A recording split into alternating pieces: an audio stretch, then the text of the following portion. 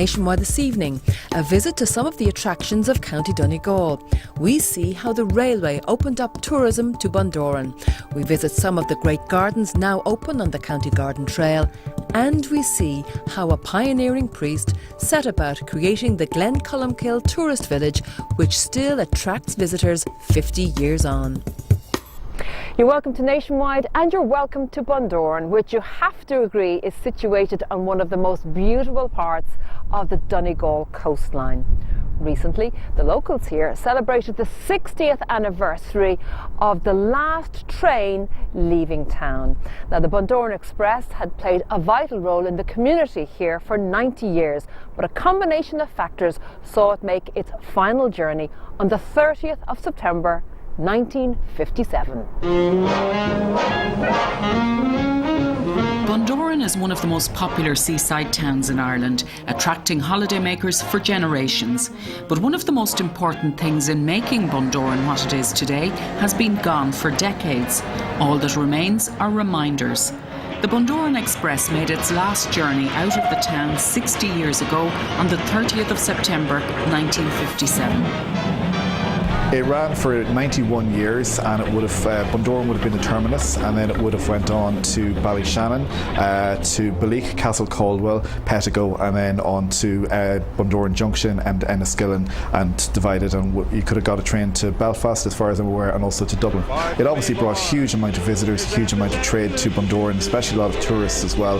And we've seen that from various postcards and pictures and videos that we've been able to get over the last number of years. And without it, Bundoran wouldn't be the thriving tourist town that it is today. 60 years on, at exactly 2:30, the time the last train left Bundoran, the community stepped back in time to remember the end of an era. From 2 o'clock on Monday afternoon, people began to gather at Bundoran station until to departure time between 300 and 400 were present, including many from Ballyshannon, Enniskillen and intermediate stations. Up to 100 travelled on the train, and most of those were making a sentimental last journey. Now a plaque marks the spot the train left from, unveiled by Dimpan Connolly, whose father was the train driver. There's gonna be... I was the eldest in the family, and we'd no washing machine, and Daddy's clothes had to be washed, and it was full of oil and grease and everything, and up and down that washboard, and I felt like throwing the whole thing out. But that was it. And there was snow in 1947, and it went up to the telegraph poles. It was very, very, very bad. And he got stuck someplace around about Ervinstown, and he didn't get home for a couple of days. But you must have been very worried about him. We were. We got a telegram. That time it was telegrams, and the post office would come up with a telegram, give it to Mother. Was he sad at the closure of this line? Oh, he was. I think they all were. Yeah, they were. They were very sad. Yeah, and there was a great atmosphere around the station here in Bundoran. There was a bookstall there, and you bought your papers and anybody who smoked cigarettes and magazines. If you're going on the train, they buy the magazines, and as I said, great atmosphere. What does today mean to you to have the very sentimental? Yeah, and I'm thinking about him all day, actually. Yeah. So it's nice to have he's something above here in heaven looking down at it today. He'd be very proud of it. Yeah. Joan Duffy was on the last train out of Bundoran. Her father worked in the signal box, and she was heading off to Scotland to work. Everybody was there, like every driver and everybody that worked did anything on the thing. I met them all, and they were all they were devastated. It was really it was a sad day. It wasn't no day for even though I was heading off to Scotland, it was no day for celebrations.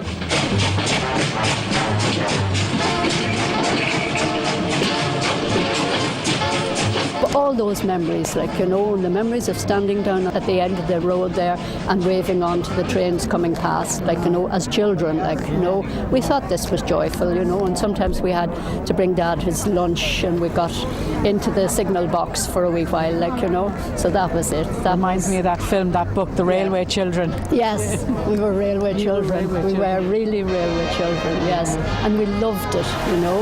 You leave the Pennsylvania station now. Remembering its railway heritage was nostalgic for Bundoran, and one man even recreated the Bundoran and other Donegal train lines for people to see how it used to be. It's a little dark in the colours we've got here, but if you imagine the colour blue of Thomas the Tank Engine, it was pretty similar to that.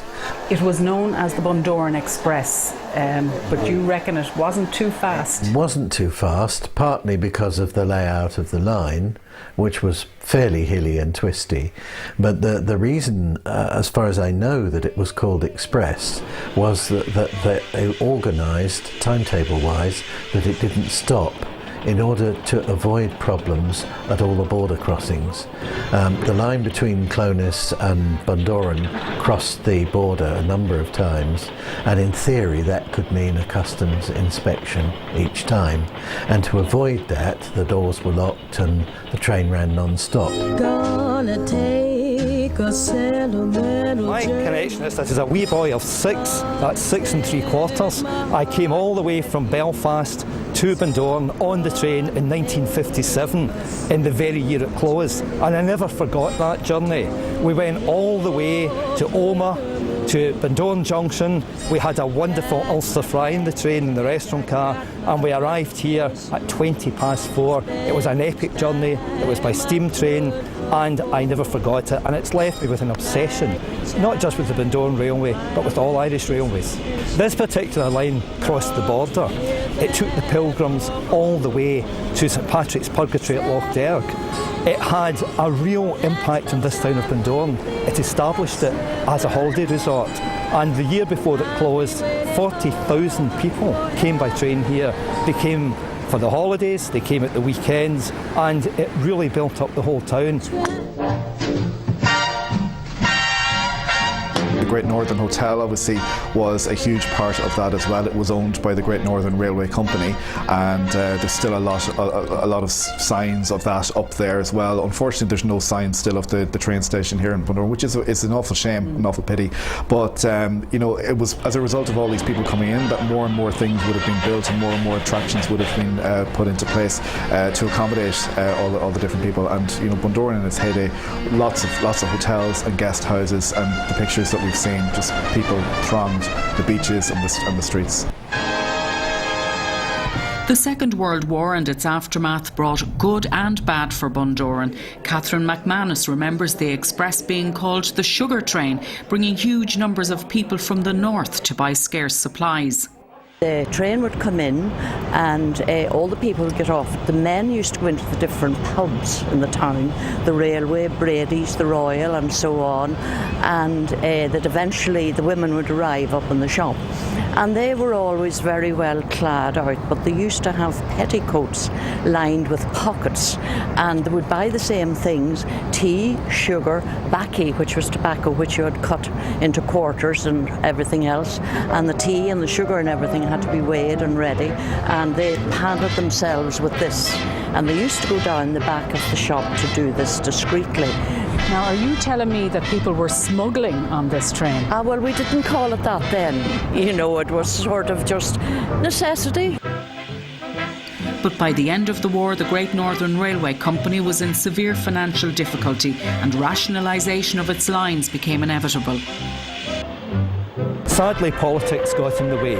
The Northern Ireland government in the 1950s did not want to pay in any shape or form for a railway that crossed the border, and they were very, very keen to withdraw services east of the Bann. There was a feeling that if you were a nationalist area like Fermanagh or Tyrone, or indeed the railway going into Donegal, that shouldn't survive. So there was no effort made to keep it open, and sadly it closed 60 years ago. And really what happened was that Bundoran had to then reinvent itself, which it has done. very successfully. It had to go from a holiday resort to a surfing area.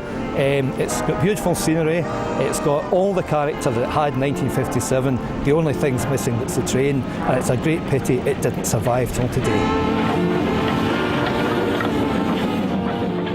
Thankfully, despite the line being closed, the visitors kept coming, and Bundoran is still as busy as ever.